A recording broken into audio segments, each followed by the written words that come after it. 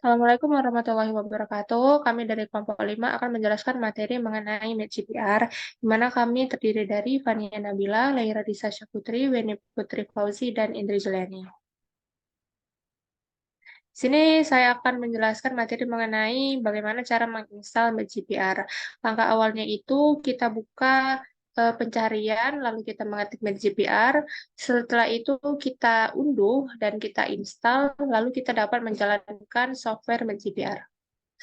Selanjutnya akan dijelaskan oleh Wendy Putri Fauzi.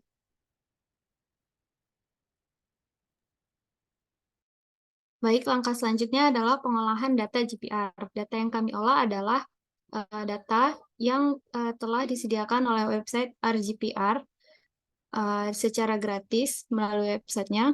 Kami mendownload data tersebut dan kami olah menggunakan fitur MATLAB yaitu MyGPR. Nah, langkah yang dapat dilakukan adalah pertama-tama menginput data.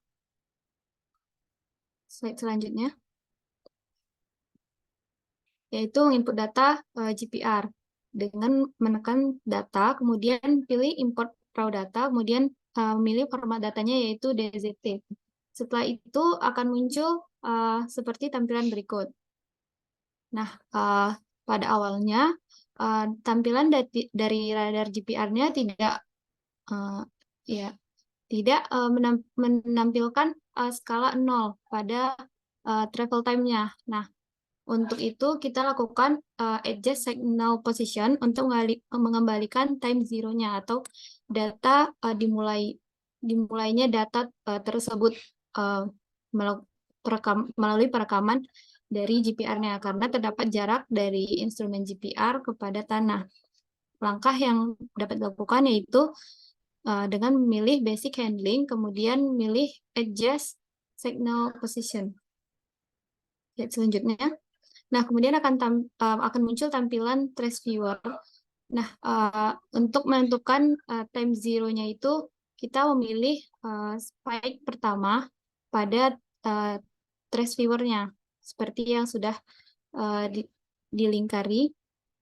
Kemudian nanti akan muncul seperti tampilan tadi, dia akan muncul 0 pada yang sebelumnya.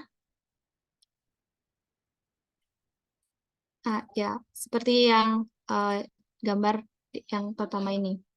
Kemudian yang selanjutnya adalah selanjutnya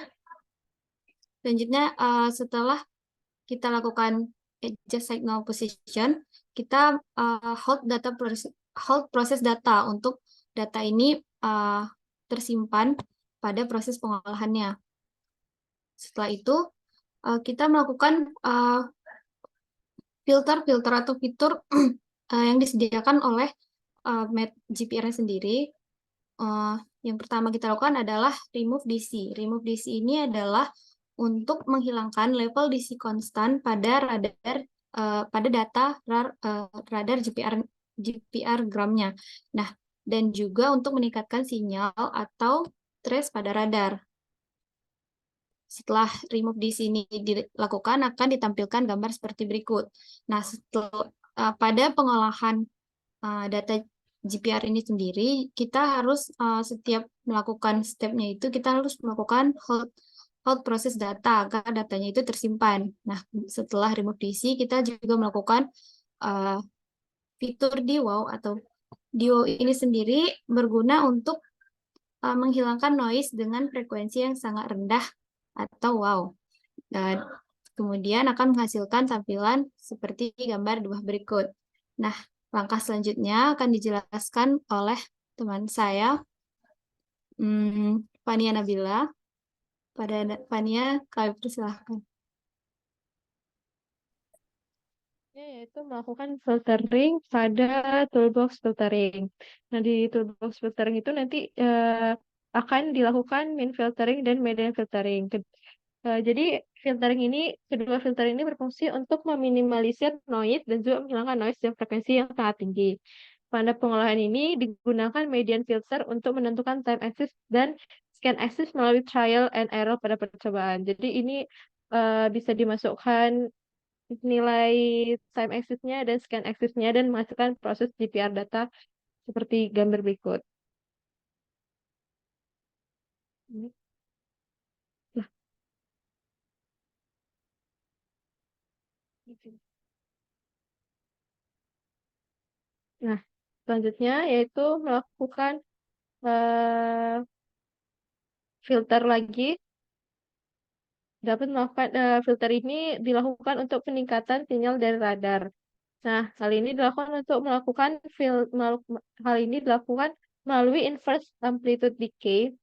Di sini kita pilih di basic handling. Hasil yang didapat berupa kurva merah, hijau, dan hitam. Nah, tujuan dari inverse amplitude decay ini untuk menyamakan antara kurva-kurva tersebut akan menghasilkan representatif. Kemudian dilakukannya remove global background yang berguna untuk menghilangkan noise lateral yang muncul dari awal sampai akhir. Di sini tuh masih dalam toolbox filtering. Nah, di toolbox filtering juga kita dapat memilih Carhuen-Loff filter yang berguna untuk merekonstruksi ulang radar drum secara lateral.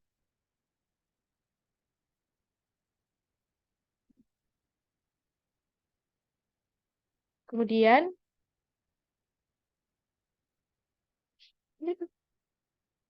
kemudian melakukan eh, remove.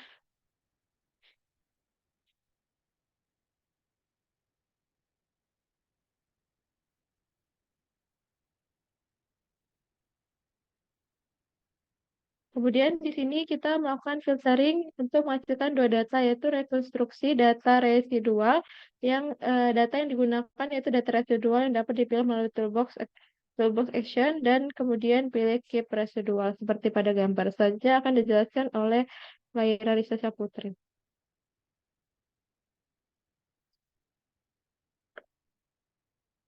Kemudian setelah akan langkah yang dilanjutkan yaitu dengan dapat dilakukan menggunakan fitur 1D Velocity Model yang berguna dalam menentukan korelasi terhadap data geologi.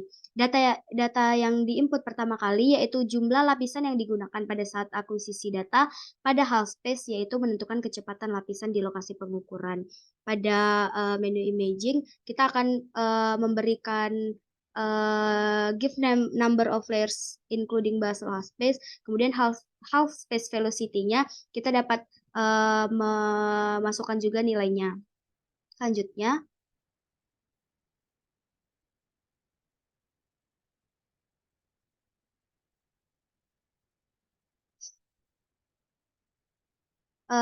itu kita akan menggunakan fitur 1D time to depth conversion yang berfungsi untuk mengkonversi dari domain waktu ke domain kedalaman seperti gambar di samping. Kemudian dapat dilakukan fitur dari analisis kecepatan atau analisis hiperbola. Dari fitur ini itu kita dapat mengetahui velocity-nya dan kita juga dapat mengetahui konstanta di elektriknya. Pada menu imaging kita itu memilih fit diffraction hyperbola tapi sebelum membuka data dalam bentuk domain kedalaman atau data yang sudah disimpan. Kemudian pada fitur ini itu kita dapat mengatur seberapa kecepatannya, kedalaman, radius, lokasi sesuai dengan data lokasi pengukuran kita. Kemudian data yang sudah diolah itu dapat kita simpan dalam bentuk domain waktu atau domain kedalaman. Seperti gambar di samping kita dapat mengatur si kedalaman, kecepatan maupun radiusnya. Sekian presentasi dari saya. Saya kembalikan ke moderator. Belum di mute, belum unmute. Demikian presentasi dari kami. Kami ucapkan terima kasih. Wassalamualaikum warahmatullahi wabarakatuh.